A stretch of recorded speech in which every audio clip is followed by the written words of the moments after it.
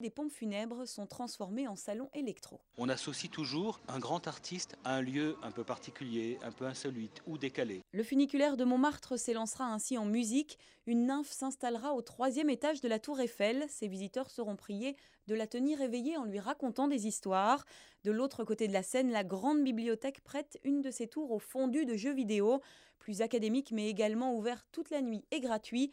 Le Louvre, l'Arc de Triomphe, Notre-Dame, le musée Carnavalet et pour les plus motivés, les catacombes. Le métro et le RER fermeront à 1h du matin, mais il y aura des navettes spéciales de la RATP toute la nuit, toutes les 10 minutes, vers une quinzaine de lieux de cette première nuit blanche. Et puis votre rendez-vous d'information de la mi-journée sur RTL. C'est un incident grave, bien sûr, mais c'est le seul à déplorer au cours de cette nuit blanche qui a pris fin à 8h. Pour le reste, qu'a-t-elle pris Jean?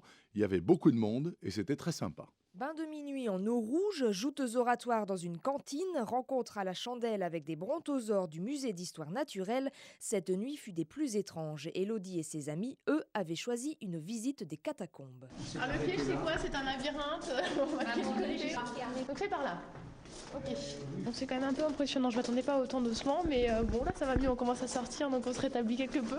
C'est vrai qu'il vaut mieux le faire de nuit. On est mieux conditionné. Je trouve que c'est vraiment beaucoup plus sympa. À la surface, autre lieu, autre ambiance, les salons dorés de l'hôtel de ville s'étaient transformés en salons musicaux.